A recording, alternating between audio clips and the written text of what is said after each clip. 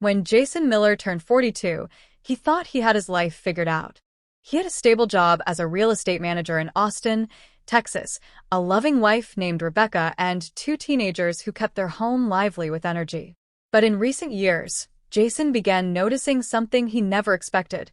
His drive, the energy he once carried so naturally in his younger years, had started to fade. It wasn't just the long hours at work or the stress of paying for college. There was something deeper. What really unsettled him was that he had less interest in intimacy, and that affected his relationship with Rebecca. It wasn't easy for Jason to admit this to himself.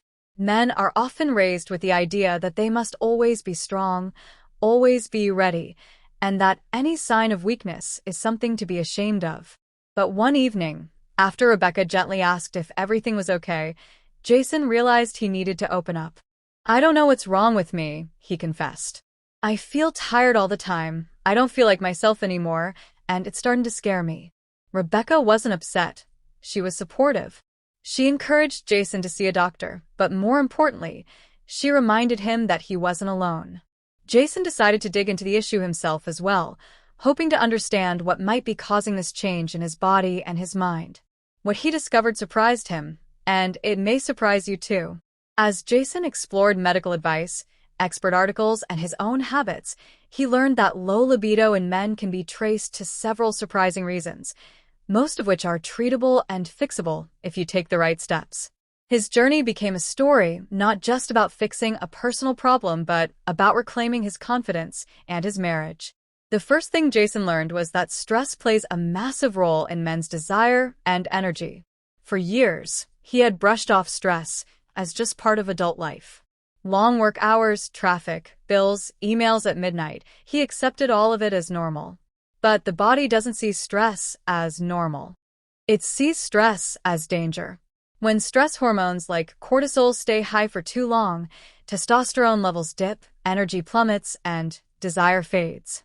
Jason realized that his constant worry about deadlines and responsibilities was robbing him of intimacy at home. He decided to make small but meaningful changes. Every morning, instead of rushing straight to emails, he took a 20-minute walk around the neighborhood. On weekends, he started fishing again, something he had loved in his 20s but had abandoned as life got busier. Slowly, as his stress lowered, he noticed subtle but real improvements in his mood and his connection with Rebecca. But stress wasn't the only culprit. Jason's doctor pointed out something else: poor sleep. For years, Jason had been sleeping just 5 to 6 hours a night, convincing himself that coffee could make up for lost rest. The truth was his body was paying the price. During deep sleep, the body repairs itself and produces key hormones, including testosterone. Without proper rest, Jason's levels were suffering. This was a wake-up call for him. He set a goal to go to bed by 10:30 every night, leaving his phone in the kitchen instead of by his pillow. He even invested in blackout curtains to make his room darker and cooler. Within a few weeks, not only did he feel less groggy in the morning, but he also noticed his motivation and drive coming back. Rebecca could see the difference too. Another surprising factor Jason learned about was diet. He had never been a junk food addict, but his quick lunches and late-night snacks weren't doing him any favors. Processed foods, excess sugar, and too much alcohol can reduce circulation, affect energy, and lower testosterone. His doctor explained that the body needs certain nutrients like zinc, magnesium, and healthy fats to maintain a healthy libido. Jason began to cook more meals at home with Rebecca: grilled salmon with vegetables, lean meats, whole grains, and plenty of fruits. They even started a weekend tradition of going to the local farmers market together, which brought them closer as a couple. But perhaps the most eye-opening discovery for Jason was mental health. He realized that his low energy and low libido were not just physical issues. They were also emotional. Men often avoid talking about anxiety, depression, or feelings of inadequacy. Jason had always been seen as the strong one in the family, but inside, he was battling silent doubts about aging, about his career, and about whether he was enough for his family. Carrying that weight quietly drained him, leaving little energy for intimacy. One evening, Rebecca suggested they try something new: couples counseling. At first, Jason resisted. He thought counseling was only for broken relationships, and theirs wasn't broken, it just needed some help. But he agreed, and it turned out to be one of the best decisions he had ever made. Talking openly about his fears and hearing Rebecca's perspective lifted a heavy burden from his chest. He realized that his worth wasn't tied to constant performance but to being present, honest, and connected. Lastly, Jason discovered that lack of physical activity was affecting him more than he thought. Though he wasn't overweight, he wasn't active either. Hours of sitting in an office chair had made his circulation sluggish and his stamina low. Exercise, as his doctor explained, boosts endorphins, improves blood flow, and enhances hormone production. Jason started small, just light jogging 3 times a week and some push-ups at home.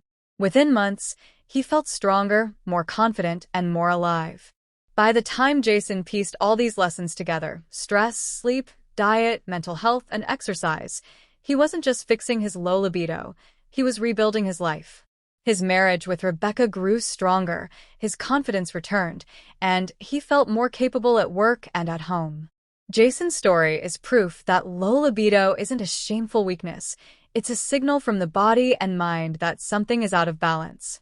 And the best part is, it can be fixed.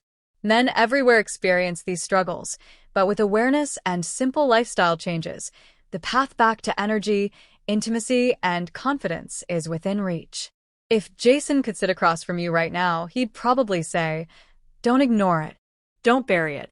Talk about it, take action, and give yourself grace. You're not broken. You just need to realign your body and mind. And Rebecca would add, your partner loves you more than you think. They want you healthy, happy, and confident, not perfect. Sometimes, the strongest thing a man can do is ask for help. Jason's journey continues to inspire his friends, his sons, and even his coworkers, who noticed his transformation and asked him how he turned things around.